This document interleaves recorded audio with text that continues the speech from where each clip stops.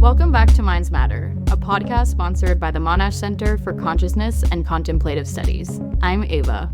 And I'm Beth. And on Minds Matter, we talk about research from psychology and neuroscience whilst occasionally talking through our own personal experiences. And I'm actually recording in a new space right now. It's called The Space, and it's a podcast studio in Brunswick run by CoLabs, which is this cool biotech collab working space I've been hanging out in. So shout out CoLabs, shout out The Space. I'm still at home, so nothing has changed there. But actually, on this episode, I got to record in person with Dr. Prateekshit Pandey, who also goes by Kanu, who is an assistant professor of communications at UC Santa Barbara, where I'm currently at as well. And Kanu's work focuses on the political communication of humor and the role of political humor in shaping how we perceive our roles as citizens and how it influences our engagement with political issues. So we talk about how humor can influence engagement with news pieces as well. So you can kind of think Daily Show, John Oliver, that style of engaging with news. And we also discuss a comparative analysis of political humor in India and the US that Kanu has been working on, examining how different cultural contexts shape the role and reception of political satire. My name is Prateekshit Pandey. I go by my nickname Kanu. I am a new assistant professor at UCSB, Department of Communication. I study political communication. I focus on political humor. I'm trying to understand the role of humor in citizenship, or how does humor and comedy and political satire make us think about ourselves as citizens and shape our citizenship. Currently, my interests are in trying to understand political humor in India specifically and doing some comparative analysis with political humor in the US. So how did you get interested in humor and politics? How did I get interested in humor is... Because you're hilarious. No, I think it's the other way around. I think I was a very non-hilarious person. And then I wanted to be hilarious because the people who were hilarious were liked. And I wanted to be liked in school, high school, college, stuff like that.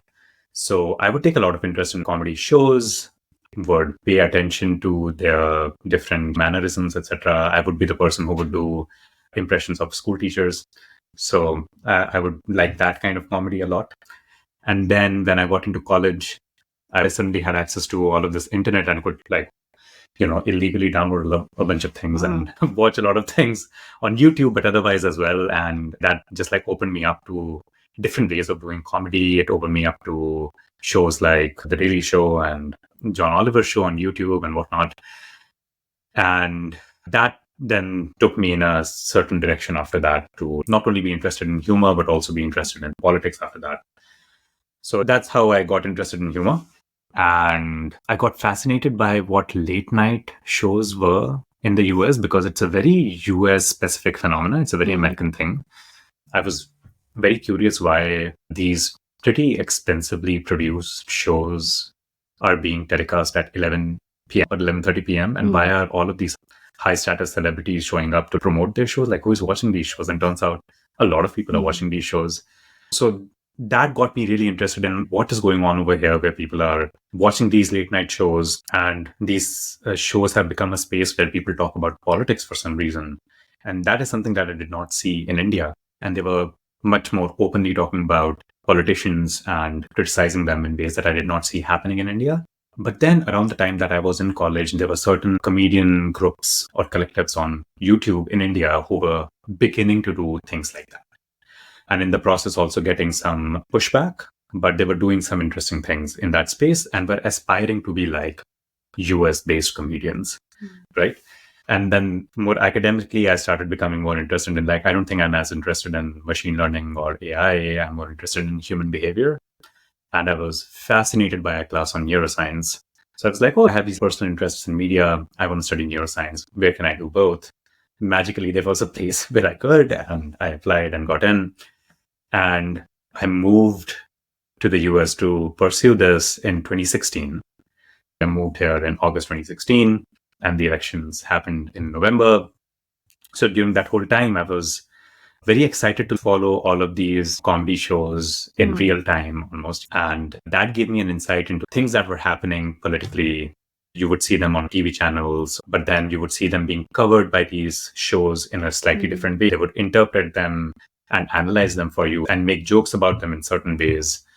So it gave me an insight on what is considered funny, what is not considered funny, which issues are they focusing to talk about, which are they not focusing to talk about, what are they making fun of, and what these comedy shows were platforming versus not platforming, right? There was this whole controversy around Donald Trump showing up on Jimmy Fallon's The Tonight Show. And Jimmy Fallon ruffled his hair. He invited both Donald Trump and Hillary Clinton, and because he ruffled Donald Trump's hair and Donald Trump was just like this likable person, a lot of people were like, why are you platforming this person who is very hateful to be likable? You are actually contributing to his success in some ways, which is all kind of muddied. There are many opinions to and for that argument. I don't necessarily have a clear opinion on that, but all of that made me really interested in what role exactly is this kind of comedy playing in how people think about politics. So both in terms of how they think politics works, but also their political ideology, also what their role is in all of this. Does that actually make them better informed as citizens? Does that actually make them feel like they can influence change in politics or not? So this last thing of do they think they can influence change in politics, which is political efficacy, that captured my attention a lot. So that is something that I then started exploring, the relationship between this type of news-based comedy and political efficacy and how those are interconnected with each other to an extent. And then how does that then affect how we engage with news information? Does that make us more knowledgeable? Does that make us want to share this news with other people, talk about it, etc.? So my dissertation was about that. One part of data that I have is from the neuroscience experiment that we did, where we were trying to see the effect of humorous framings of news on knowledge and sharing of political information, right? Yeah. So in that, one of the secondary analysis that I did in that was trying to see if there was an effect of efficacy on sharing of news items. That study, which was led by Jason Coronel, amazing, great professor and human being at Ohio State, he designed this beautiful experiment where we wanted to experimentally test whether political information, if it is framed in a humorous way or framed as a joke or not as a joke, whether that has an impact on whether we remember it better, whether we recognize the information better, and whether we want to share that information with others better. So a bunch of advertising related research will tell you that if you make funny ads, people will want to share it better, and it will lead to a greater spread of the ad. And also because if it is funny, then you are likely to remember it a little bit better, etc. So for this particular paper, the idea was, can we show participants a set of video clips in which there is a news anchor? Because a lot of these news comedy shows, whether it be Saturday Night Live, they have that segment on Weekend Update, be it The Daily Show or any other, they all have this kind of man in a suit and tie behind a desk talking like news anchors typically talk, right? So can we have a similar video setup where somebody, a news anchor looking like person, can deliver a news information? And can we have equal number of video clips where that news information is framed humorously and equal number where it is framed in a regular news-like manner? And can we then see if people remembered the funny ones better than the non-funny ones? Can we then see if they recognize the funny information better or not, and if they want to share the funny ones more than the non-funny ones? And can we simultaneously test what the brain activity was like as they are watching those video clips? So we had a bunch of participants, we put them inside a functional MRI scanner, and we showed them 16 video clips which were non-humorously framed and 16 video clips which were humorously framed. Each clip was about 7 to 12 seconds or so, short clips, right? The humorous version would have the same first sentence, and the second sentence would be a punchline. Those punchlines were written by a comedy writer that the team had hired at that time, who used to write for The Tonight Show at some point for Jay Leno. Yeah. And they hired two actors to act like news anchors and shot them in front of a green screen and made it look like a news studio almost, with a chyron underneath them which said their name. So the participants were told, these are news anchors who are auditioning for a local news station, and the local news station is trying out two different formats. They weren't told that this is going to be funny necessarily, so that they are not expecting it to be funny. Right. And that they went inside the scanner. Inside the scanner, they saw all of these video clips. Then they were brought out. For 20 minutes, they did double-digit multiplication problems. And that was a distraction task. So after they did the distraction task, then they were given basically a blank sheet of papers that you saw 32 clips. Recall whatever you can. And they were able to recall the funny news information much better than the non-humorously framed information. Then they were presented with the correct and incorrect versions of the information they saw in each clip. And they were asked to recognize the correct version versus the incorrect version. In that one, we did not see any significant difference between humor and non-humor. But in sharing, there was a significant difference. People were presented with the same clips that they were shown inside the scanner, and they were asked, would you be likely to share this with your friends and family, over email, in person, over social media, over text? And just on an average, it seemed like they wanted to share the funny ones more than the not-funny ones. And then we also measured some other variables like political ideology, etc., which we used as covariates, which, at least for this particular study, did not seem to have any significant effects. So that is the outline of the study. And those were the main tests and primary hypotheses and results for that study. What I was also interested in as a secondary analysis is to test what the role of political efficacy is in all of this. So we also measured some other variables, including political knowledge, interest, efficacy towards the end. And I just wanted to see if political efficacy is associated with sharing of political information. And it seemed like people who had higher political efficacy wanted to share the clips more in general. And there seemed to be some interaction effect in that people who were high in efficacy wanted to share both humorous and non-humorous clips about at the same level. There was no significant difference. But people who were low in efficacy, people wanted to share humor more than non-humor. So that, again, it's a small sample. So any interaction effect needs to be understood with a significant grain of salt. But that to us was an indication that, well, it seems like perhaps humor could be acting as a gateway into political information for people who are low on efficacy and don't feel like they understand politics very well. Because people who are high on political efficacy feel efficacious enough to want to share political information and talk about it, whether it be funny or not funny or whatever. So for instance, people who just like are news junkies would also love to watch John Oliver and Jon Stewart. Not necessarily an indication that they are watching news because they are interested in comedy. They're just interested in news and politics, so they are watching everything that is news and politics. But people who are low on efficacy and they don't feel like they have a good position in politics, they don't feel like they understand politics very well, for them it seemed like humor seemed to increase intentions to share. So that was interesting to me. I wasn't sure if political efficacy was actually driving anything over there. We hadn't manipulated political efficacy, right? So then the challenge became, how can you manipulate political efficacy? So then in my dissertation, that's what I did. I tried to manipulate both humor and efficacy and observe their effects on sharing. And the interaction effects that I got at the end of it, just spoiler alert, didn't actually see any significant interaction effects over there. But I ended up doing this whole other thing to actually try to manipulate political efficacy to begin with, which and devised a type of intervention which would try to move political efficacy, for which I have some political efficacy data for. So when you actually were trying to manipulate political efficacy, what was the result of that? Was it that everyone was more likely to share the funny content in the end? In that one, actually, I saw a reverse result. The difference of interaction that I saw with my results was that people in high efficacy were almost equally likely to share humor and non-humor. So that stayed consistent.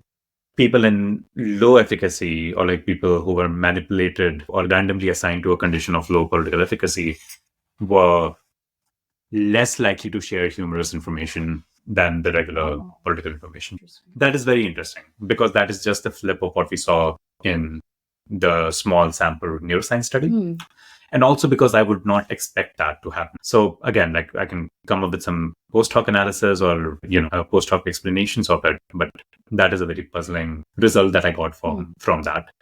Yeah. It's nice to talk to someone who has a job and who had puzzling results, though, because I feel like we don't usually hear that. So in that 2021 paper, right, you not only looked at the outcomes of this funny versus non-funny news, but you also looked at the processes that might lead to like more sharing and more remembering. Yep. And specifically, you were interested in these two processes of potentially it being more rewarding, which intuitively was the one that I thought was going to be the one driving everything. Maybe humor is more rewarding.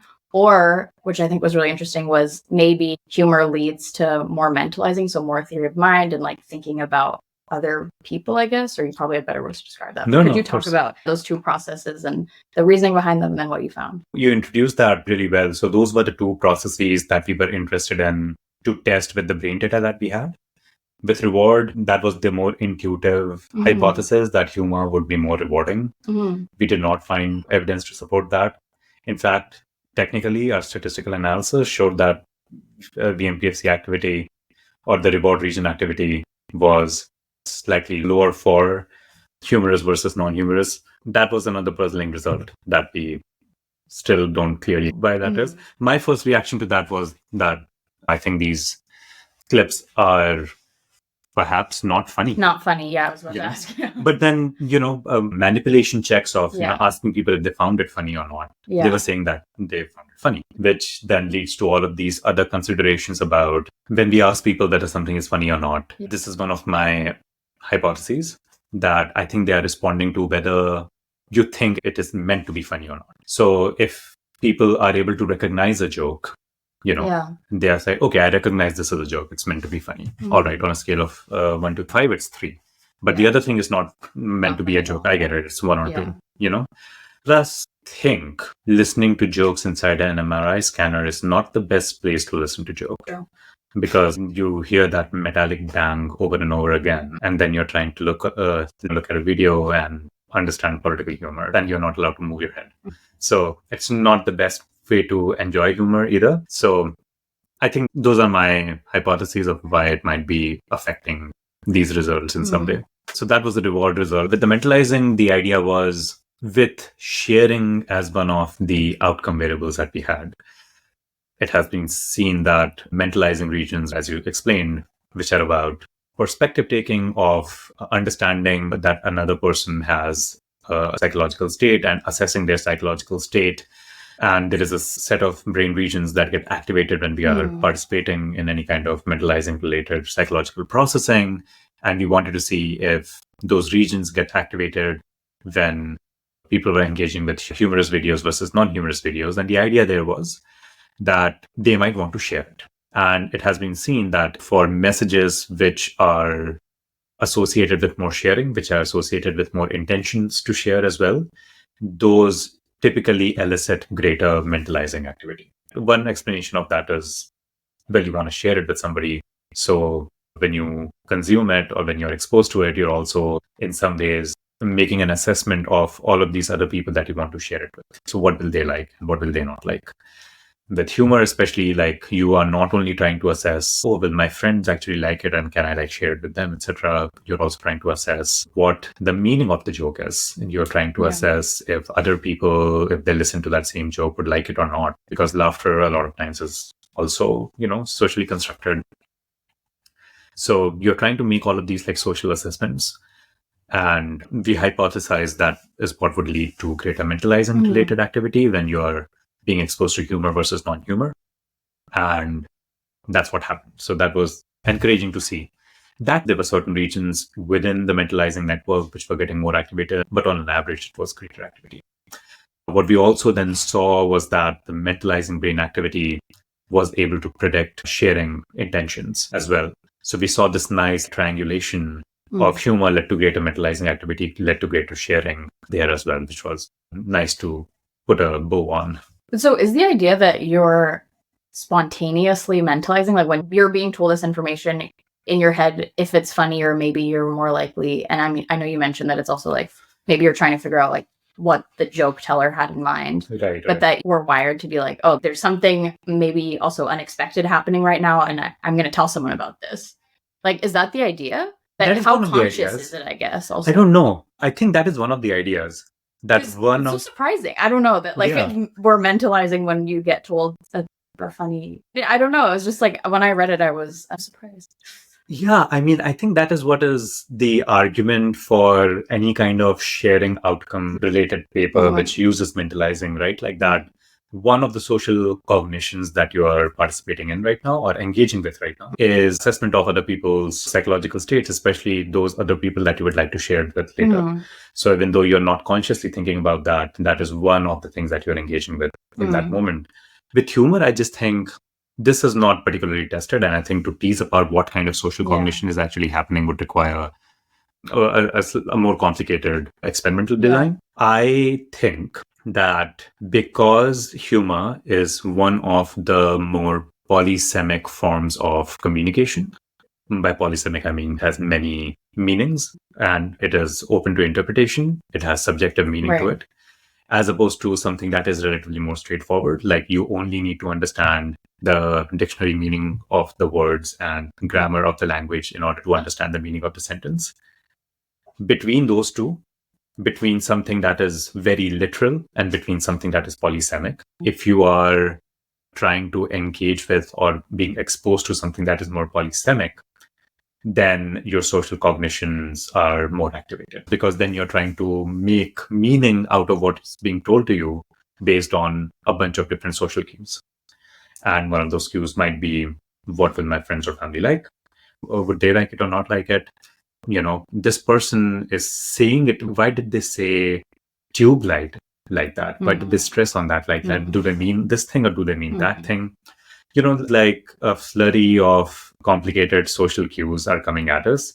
And because we don't have a stable vocabulary and grammatical system to rely on to interpret the meaning of types of communication, you're trying to rely on all sorts of social cues. And that, I think, leads to more social cognition. So, of course, that more automatic way of thinking about others is happening. But I think that's just one part of it. So do you think part of it is just kind of like deeper processing because you have to maybe think a little bit more about these things, which I think on the one hand feels contrary to what it's like to watch John Oliver versus CNN, because it's like, I like to watch John Oliver because it's entertaining. So like it's half information and half entertaining. So you get like the best of both worlds. But then maybe when it's these like pieces of information, then it's actually like, oh, I wasn't expecting this to be funny, or I wasn't expecting them to kind of like throw this reversal on me. So I need to kind of think about what just happened more. So we're processing that information deeper. I don't know. Really good question, because I think in the communication field, especially in the more survey-based research on consumption of daily show like comedy and political behaviors and beliefs and whatnot, the dominant way to think about it and dominant theorizing, at least in the early 2010s, has been that a humor or humorous ways of framing make you engage in peripheral processing, and non-humorous way of engaging with it makes you engage in central processing. So central processing means that you're engaging with the argument that is being placed. It's a persuasion related model, that how are you getting persuaded to believe in a certain argument or be moved by a certain argument. So you can be persuaded by a certain argument if you're centrally processing that information, engaging with the substantive argument of the appeal. And that peripheral processing means that you are engaging with all the peripherals of the message, not the central message, like how is it being presented? What is the tone? Who is the person who is saying it? What is the medium, etc.? That you are focusing more on the peripheral cues than on the argument itself. The theory says that for a strong argument, engaging with the central leads to best persuasion outcomes. And for a weak argument, a more peripheral processing leads to most persuasion. Because when you're engaging with the peripheral cues, then you are less likely to counter-argue with the message. And if it is a weak argument, then you want people to counter-argue less. I think that is the idea over there. Within that construct, humor has been seen as a peripheral cue a lot of times. And I think that can be true. So as you mentioned, shows like John Oliver, they make jokes about very serious topics and also talk about serious topics. So it gives you a combination of both entertainment and information, depending on the audiences that we are talking about. Some audiences actually leave with more knowledge about the information and the topic that they're talking about. And in that way, humor seems to be effective in making them interested in that topic. Humor seems effective in persuading them to like think about it, take some action maybe as well. So this argumentation of that humor is like this peripheral cue, which is only serving to distract you from the real issue, falls flat. And that is what I found to be kind of disconcerting about that kind of reasoning in that literature as well. So my argument there was that if in order to understand the joke, you need to also understand the information well, then humor is a central part. Or like you need to do central processing to understand humor. Yeah.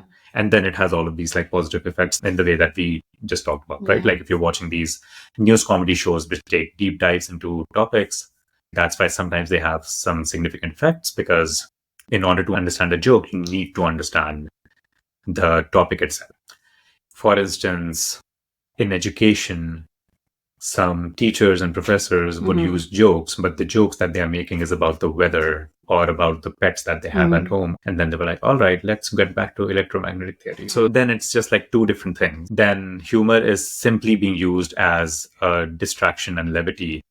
And then it is not part of the main argument that you're talking about.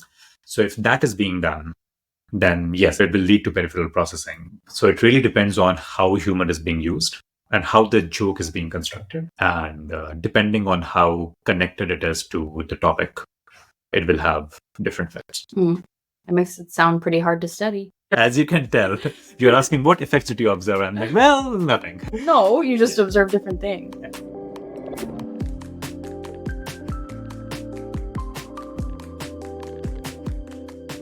So I found this episode really interesting. I think it's funny trying to understand humor, but I was thinking about my relationship with Ava. It's so much based on humor, don't you think, Ava? That's true. Yes.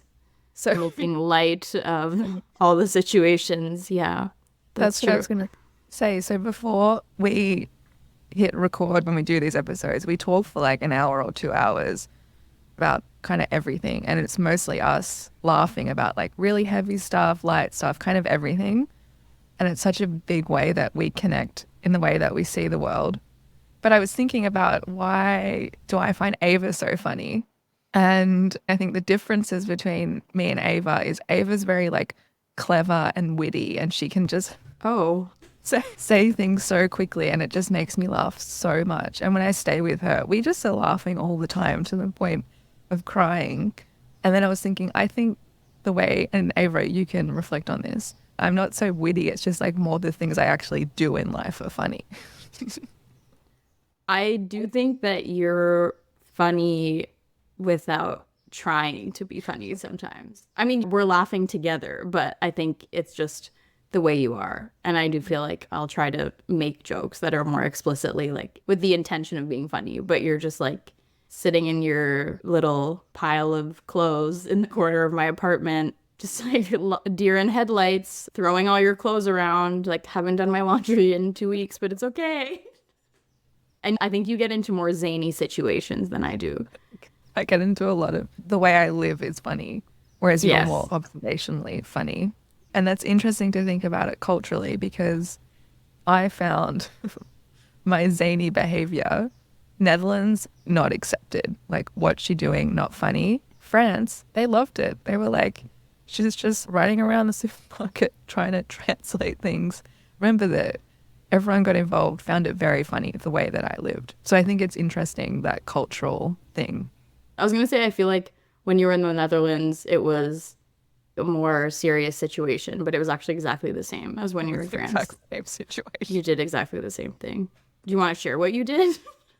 So it was exactly the same situation, actually. Yeah. At least you weren't, in the Netherlands, then you had to go to school. Yeah, you didn't have to. PhD in France. That's true. Anyway, third time's lucky, hopefully. Slide into those DMs. Yeah, I think humor is very important at all times. But one of the things that I asked Kanu about was the role of humor. Is it good? Is it bad? And it seems like within the literature, there's this debate about whether it's useful, specifically for political efficacy, but in general, whether it's useful. And it seems like there's this idea about humor being bad, in quotation marks, but being like a peripheral processing cue. So it's something that distracts from the main point. But then Kanu was saying that actually it really depends on the type of humor. And I feel that humor is probably super hard to study because there's just so much variability in what people find funny and what exactly is that butt of the joke that we talked about. And I think with us, oftentimes the butt of the joke is us. Yeah, that's true. It is So- really always us, yeah. So I do think it's kind of an interesting question as to in politics, because I think a lot of the times with Daily Show, John Oliver, that type of show, it's very much like the butt of the joke is the conservatives. And it's maybe sometimes the host makes themselves the butt of the joke, but it's rarely like reflecting on the group. But maybe if you could reflect on the group, then that would also be a path to kind of lead to some reconciliations and recognition of something maybe that your group could do better. I think it's hard, even in the political understanding news and stuff, I think without humor, I mean, it just gets too much and it's too heavy and it's just like, you have to see some sort of light, and I think humor can bring that.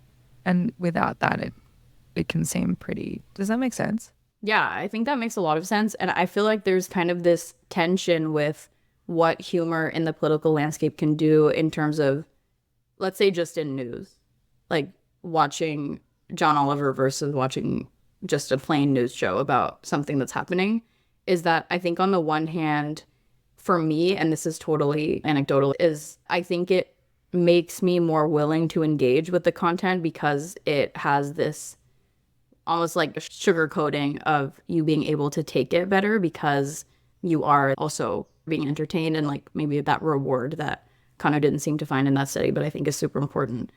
But then I think the other half of it is, what does that humor then lead us to do about it? And this was a conversation that Kanu and I had a little bit once we stopped recording, but sometimes I think those shows do have a call to action. And I think with John Oliver specifically, there's been instances where they've actually succeeded in influencing some kind of policy or influencing things that have happened in certain companies. But I think if you're also seeing something from a humorous perspective, it could also lead you to maybe not take it as seriously and to make you think, okay, there's people who are seeing this, who are making fun of it. Maybe that diffuses the threat. And maybe that means I'm kind of sedated. Like, this is okay, things are going fine. And maybe that leads to people not really wanting to engage as much with the seriousness of the topic. I think that's an open question, but I think it's a really interesting question because I do feel like once I've watched those shows, does it lead me to change what I do? Maybe not. It just makes me maybe oftentimes think, oh, like, look at all those dumb whoever who's like doing this policy or that policy. And there are people who think it's funny, and therefore if it's funny, that means maybe that we look down on it in a way where we think we still have control over the situation. So maybe it helps you engage because it's not as dark, but then is that engagement then as useful if we're talking about making changes to things that are happening? So this might be fake news. I'm not sure. Okay. But I remember the 2016 election, Alec Baldwin played Trump on SNL. When Trump got in, apparently he felt really bad about making that his character on SNL like kind of light and funny. Like it didn't paint him in a good light, obviously, but it was making it kind of more accessible and like, oh, it's kind of funny and like, yeah, kind of maybe more okay than it was. Yeah, I think that was an issue that some of the other late night hosts had, where they, during the 2016 election, had both Clinton and Trump on, and people were upset about them platforming both of them, and also were upset about this fact that they were making light of this really dangerous situation. And I do think it's a double-edged sword, right? Like that's how everything is. Like the best parts of something are the worst parts of it as well. That the fact that we're able to kind of hold this information in the sense that this is what's really happening, and I can deal with it because it's being delivered to me in this funny way, but then that leads to us downplaying it, right? Because you can take it in because it's downplayed, because otherwise it might be too much for you to deal with cognitively and emotionally. But then if it's downplayed, it's like, oh, it's fine. And I do think that's, in our personal lives, I think that we do that as well. Yeah, I agree. We just did that. We just did that off the recording. Yeah. And I was thinking about how this works in Australia and Australian politics, because obviously that's very different. Australian politics, what we do on a world scale just matters less. So we have crazy things go on, which in itself is a joke because it doesn't make the world stage. I remember there was a thing where in Parliament, one of the members of Parliament called someone else an insane, terrible word. I cannot... Like, you know what it is and can't repeat it? Terrible? I can't repeat it. And then the speaker had to say, we need to refer to people as their correct names. But, like, that's just how... Another member of Parliament recently was just found in Canberra after, like, a big night out, like, rolling around drunk. Like, it's just kind of, like a whole kind of joke. Yeah, that's really interesting too, is like not only if the news is delivered in a funny way, but if the situation at hand has something that's like inherently potentially funny. The way also our voting works is that you can get all these independents into Parliament who just have their own kind of parties. And one year this man got in who I think had like no political experience at all, and there was all these videos of him online just throwing like kangaroo poo at things. What? Why? I can't remember the details on why he was doing it, but it was just like this man sitting in Parliament, which I think that's kind of cool because it's representative maybe of more people. I'm not sure. Okay, don't say that, Beth. As an Australian, I was like, that sounds like the most Australian thing I've ever heard. That's like an Australian pastime. And you're like, yep, that's what we do. Is that common? No, but it was just like, country guy just being a larrikin throwing stuff. That's zany, Beth. I think you just come from the land of zaniness, honestly.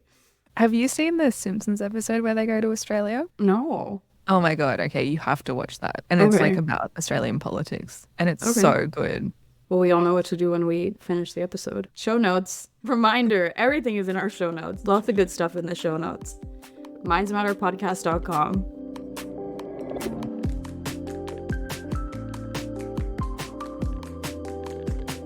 We've talked a little bit about humor in general, like what it can do for us when we're thinking politically. But you have a new line of work that you mentioned that explores differences between the US and India specifically. What I have done so far is trying to understand what already has been done. And it seems like this paradigm of media psychology type of work, which has been done in the US, has not been done in India. Right. Because it has been done in the US, there's a lot to like build on, right? So there are measurements and experimental designs and operationalizations of a lot of these variables, which are considered pretty stable. That is just not the case in India. There are also theories in the US, like the central and peripheral processing, or theories of humor, or theories of political behaviors, which a lot of these studies build on, which also does not necessarily translate to India either. Much of my work right now is trying to build some of that, to build what kind of theory could be developed for the effects of humor in that space. How can we operationalize humor or political humor? How can we operationalize variables like political efficacy in India, different political behaviors in India, etc. So for that, the first thing that I have been trying to do is studying the literature on humor and satire in India at large. A lot of it is in the ethnographic, critical cultural kind of space. So in the humanities, their analyses look very different than what our analyses look like. However, they're also making certain claims and assumptions and suggestions about how humor plays a role in citizenship. So from those, I have tried to surmise what is the currently understood way in which humor is working in politics right now. This is a current work in progress, but there are three themes that I observed. One is that some researchers have been talking about how humor has become this new public sphere where people come together, joke about politics, and are able to have an uninhibited space of political discourse. And they're specifically talking about the stand-up culture. And there are severe critiques of this thought as well, because these spaces are not uninhibited. These spaces are not uncensored. So that is one way to think about it, that humor is creating, in some ways, a different space in which norms about politics and whatnot are negotiated. The other is the theme of masculinity. And a lot of stand-up continues to be dominated by men. A lot of styles of jokes are dominated by masculinist logics of male dominance. So there would be a lot of jokes about identities which are non-male, hypersexualizing female bodies, hypersexualizing non-male bodies, making fun of queer people, etc. So that is definitely the case across the globe, definitely in the US as well, and definitely the case in India as well. And when you then talk about political humor, those masculinist logics enter in that space as well. So politics in general seems to be a masculine space as well. Humor seems to be a masculine space as well. When they're put together, it seems like a lot of logics of what is allowed to say, what is not allowed to say, logics of what is considered funny, what is not considered funny. Some people have talked about how a lot of them seem to come under masculinist logics. Men seem to be more empowered in politics. Men seem to have more access to digital devices. Men seem to have more access to spaces of stand-up and doing comedy. A lot of these norms are established by that. What effect does it have on how political humor is affecting one's citizenship? Whom is it including and excluding? And it seems like it is overrepresenting men in that way. So that is something that I'm interested in as well, to figure out what is the role of gender, and not just gender, but norms of masculinity, or what role is it playing in making humor more effective, less effective for some people versus other people, etc. So that is one theme that I also observed. Then there was a theme of networked participation, of how people are creating humor through memes. And more interpersonally, when they share something with each other, they would add a caption to it or whatever. And that is one way in which people actively participate in the creation of humor about politics and talking about politics. In different contexts, this type of network participation has intersections with both of the other things that I talked about public spheres and about the dominance of masculinist logics. With the current availability of digital media, people have the ability to create different types of media as well. And that moves the focus away from looking at humor as this like top-down system where humor is projected onto somebody and they are exposed to it and they get humored, as opposed to like humor is, co-constructed and socially constructed. And that seems to have some effect in people feeling more or less empowered, feeling like they are playing with politics in some way or the other. And that seems to be playing some kind of role in how people perceive political information, understand them, make meaning of them.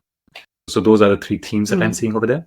In those three themes, are there big differences that you see between the US and India? Because especially when we were talking about the John Oliver and like this idea of the new public sphere, it feels like a lot of, maybe that's just, my own bias, what I'm exposed to, but I feel like when I go to a stand-up show, sometimes there's politics, but a lot of times it's just like, my mom's so crazy or something. Yeah, my wife's a bitch. Yeah. Sorry, yeah. Honestly, yeah. Yeah, like a lot of comedy is that. It's awful. Like it's misogynistic, it's sexist, it's either talking about that or talking about drugs or talking about, some kind of shock value. And there are specific logics of stand-up culture as well, and what gets them the money and what keeps these spaces in business and all of that can be gotten into as well. These are not necessarily spaces where people are coming together for civic discourse. Like they are coming there to, in some cases, just let their demons out. Yeah. So I would say in some ways it can be a public sphere, or at least the history of stand-up culture in the US alludes to that, right? Like it started around the Prohibition era and a lot of comedy was happening in basements, and that's why there is this whole culture of like a mic in front of like a exposed wall, because those were in the basements of these places. And now it has become a whole culture where people are now putting up wallpapers of exposed brick. So there's definitely potential of it being a public sphere. Whether it is or not is a whole different thing. In India, I would say a lot of what is considered comedy is stand-up comedy, and a lot of what is considered stand-up comedy right now is aspirational towards US standards of stand-up comedy. So the formats that they use, the jokes, writing structures that they use, all of that is based on what the US stand-up culture looks like. A lot of these norms are established in the US, which just get kind of like carried over in India. A lot of them look up to American stand-up comedians as well, their style of comedy as well. Especially in that time that I was talking about when I was in college and noticing that there were some people doing these things on YouTube. They were all also just like trying to follow the formats of sketch comedy formats of joke writing and all of that as was done in the US. They hosted this like roast the way they do over here, right? Like Comedy Central roasts. So that was not usual in India. So they hosted a Comedy Central style roast with some very high profile celebrities in the movie industry over there. And then that wasn't received very well. Once it released, it was suddenly made into like a media circus, and multiple police complaints were filed against them for public indecency, even though it happened months ago and it was put on YouTube months later. Yeah. It became a whole thing. And then a roast like that has never happened after that. Wow. Yeah. But then now, after a while, once people were exposed to that, they were like, oh, we kind of like this. So slightly less intense roast-like shows started popping up on mainstream TV, on YouTube, etc. And now there are some kind of YouTube channels which do, like roast shows, but like not at that scale. But were the celebrities themselves who were being roasted involved in the planning? I mean, they have to be to an extent, right? But then what? They did not file it. The police were just like, because it was just like a moral outrage. Like, how dare they use expletives? And this is against Indian culture and whatnot. Okay, that's really interesting. Yeah, they just like made a boogeyman out of it. Yeah, and that was done a lot after that as well. A lot of comedians and their jokes were made into a media circus, and then that has led to a lot of self-censorship among comedians. So in terms of this public sphere, you also talked about who actually has access to this public sphere, who is who's in the public. And this brings me to a question that I was thinking about in terms of the implications of this. So because it feels like, especially in what you were saying in terms of like, people who aren't men or aren't male being the butt of the joke, do you feel that like humor, there always has to be some kind of like divisiveness in it because there has to be a butt of the joke, or can it be something that brings everyone together? And, in the US, at least, if you watch like John Oliver, there is like the conservatives become the butt of the joke. What do you think about comedy in terms of that? And does there always have to be a target? Even when comedy is bringing people together, there is a target of the joke. The way jokes are constructed, there is, I think, always something that is being made fun of. Whether it is a concept, whether it is an inanimate object, whether it is an actual person, whether it is a group of people, whether it is an ideology, whatever it is, something is being made fun of. So in that way, even if it is bringing people together, it might be bringing people together who are not the butt of the joke, for instance, right? Depending on what the norms are. It might be making fun of like a third party or something like that, which can make the two groups which might feel divided come closer together. In certain settings and cultural norms, one can also foresee a situation where, or imagine a situation where openly making fun of the other group can make you feel closer as well, right? Like that is partly what proponents of the American style of roasts would say. They would say that our honesty in this really aggressive, profane way makes for a space where like there is nothing that is prohibited to talk about and say, and that makes us come closer to each other. And they can all, hurl really, really personal abuses and insults at each other and then have a drink. So at a surface level, humor can operate in many different ways. Just like a hammer can help you build a table and commit murder, the humor can also help you bring people together or commit murder. So it can do both in that way. It's a tool which can be used in one way or the other. To your question of how can it bring people together, and is there potential for bringing people together in some way or the other, especially in politics, when we are seeing that there are right-wing memes and comedies that make fun of and use derogatory words towards people that they don't like or agree with. In the similar way, we see derogatory words or whatever being used by people who are on the more liberal, progressive side of things as well. With that, I would say if the goal is unity, then sure, there are solutions to that which can include humor in it. You can create jokes and humorous shows and environments where everybody can have some kind of laughter and they can feel unified about that.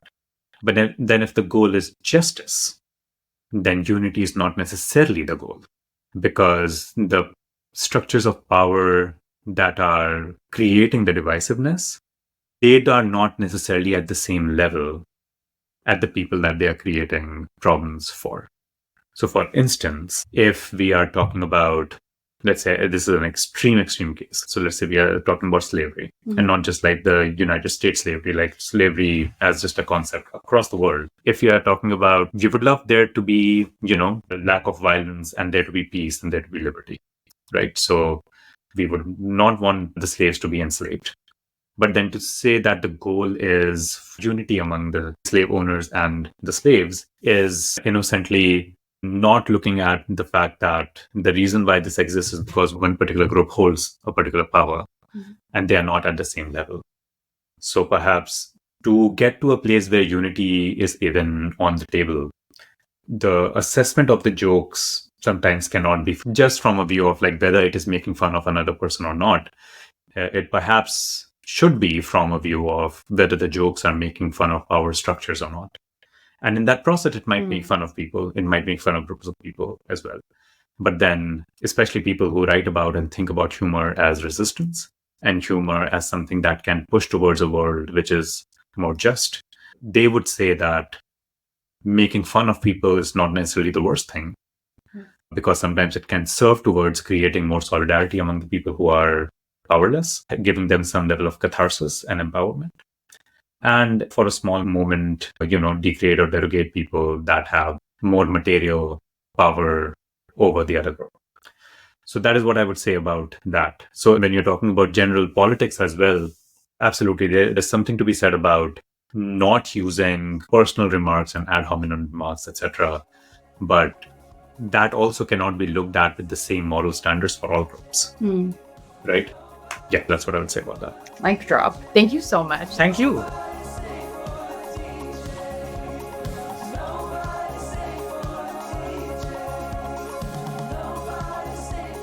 Thank you to Dr. Prateekshit Pandey, aka Kanu, for joining us this episode. Our intro and outro music is Nobody Stayed for the DJ by Glacio. Our transition music is Back for More, also by Glacio. Minds Matter is mixed, edited, and created by Beth Fisher, she's the Australian one, and me, Ava Madasuza. We'll be back in 2 weeks with a brand new episode, but in the meantime, find all our episodes and show notes on mindsmatterpodcast.com.